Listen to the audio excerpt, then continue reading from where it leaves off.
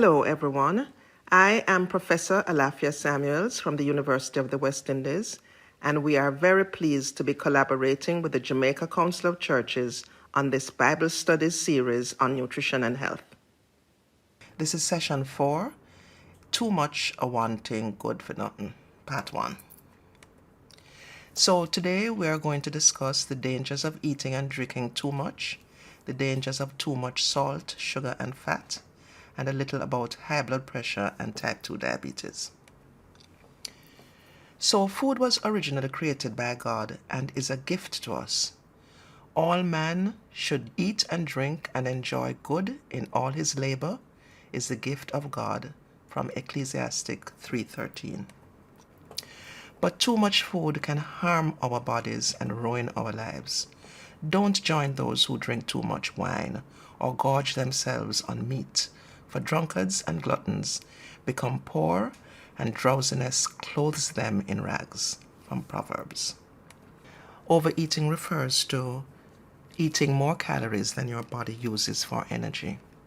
People sometimes overeat for emotional or psychological reasons, such as boredom, anxiety, depression, or stress. The effects of overeating include excessive body fat or obesity, increasing the risk of insulin resistance, which increases the risk of diabetes and other chronic diseases.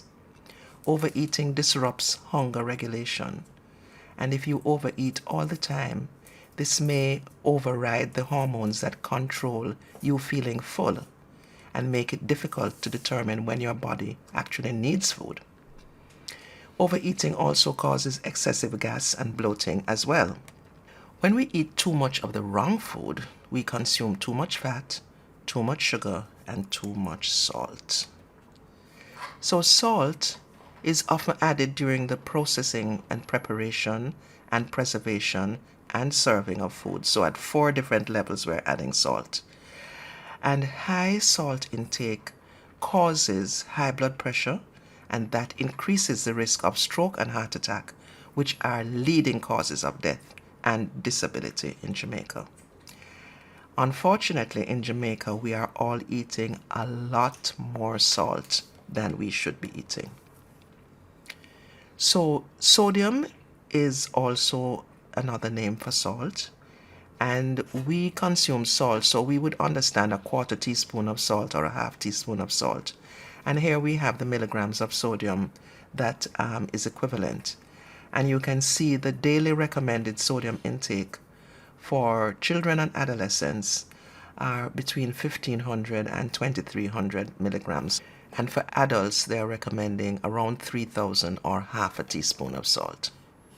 The reason why we are so concerned about salt is that salt is really one of the main causes of hypertension.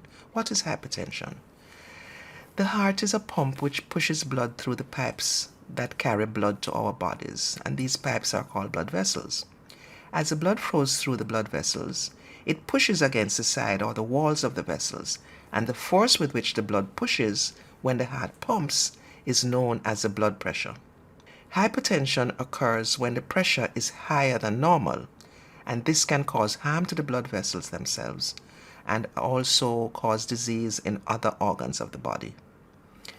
So hypertension, which we get partly because we eat too much salt, is a silent disease, and it is called a silent killer. Most times, people with undiagnosed or uncontrolled high blood pressure, the first event is the heart attack or the stroke. So when we measure blood pressure, there are 2 numbers. The top one is called the systolic and the bottom the diastolic. The top number, or the systolic, is the pressure from the heartbeat.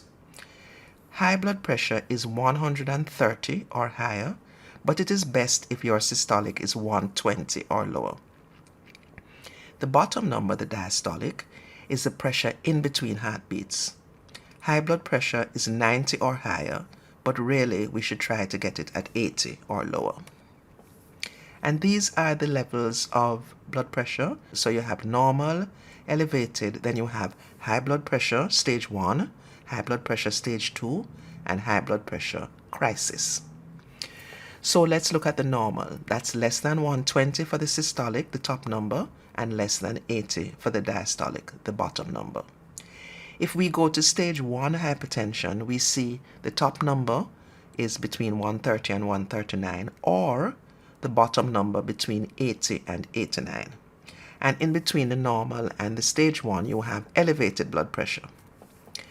So stage 2 blood pressure is 140 or higher, or the bottom number being 90 or higher.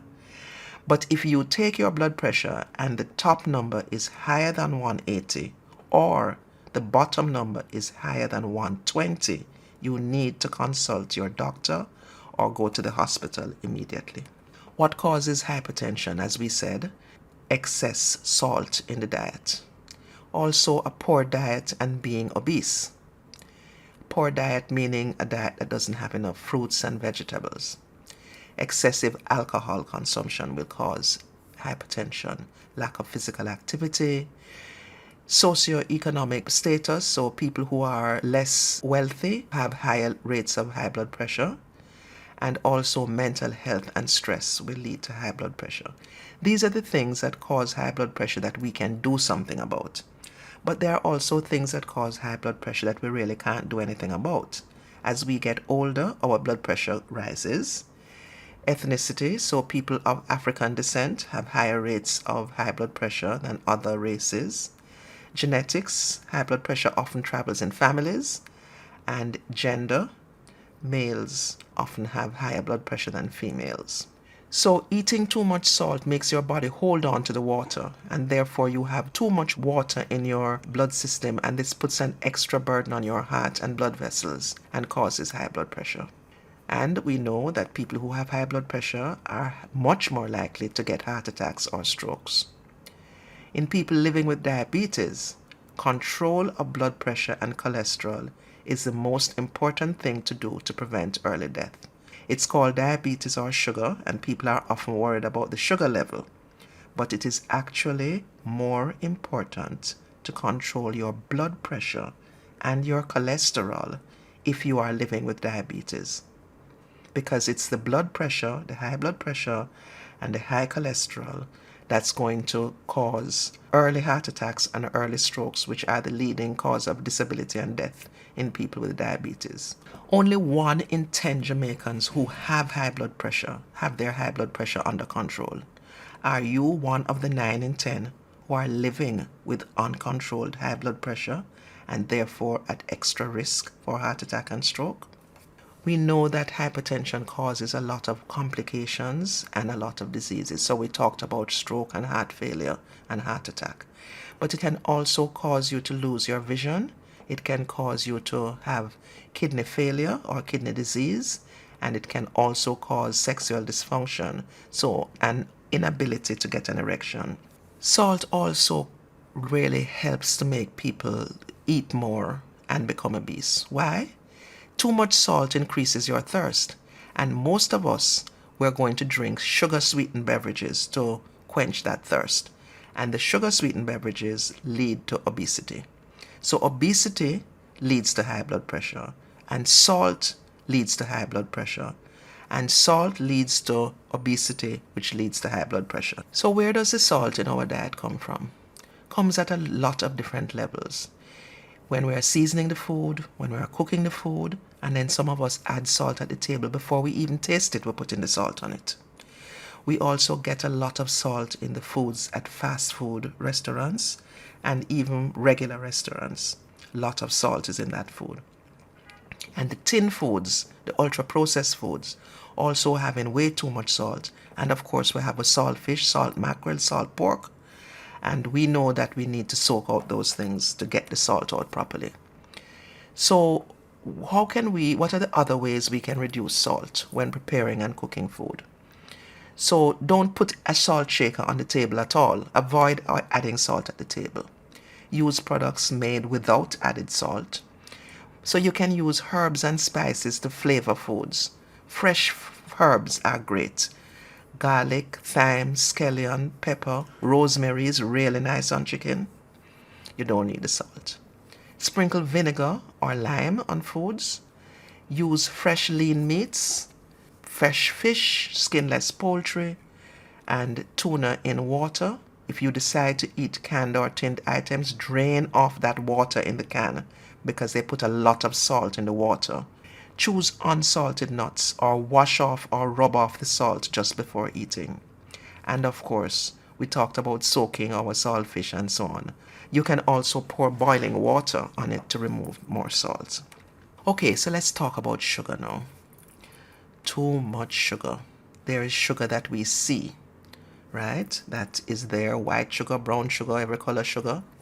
And there are also hidden sugars in the labels and products. So there are many different names for sugar.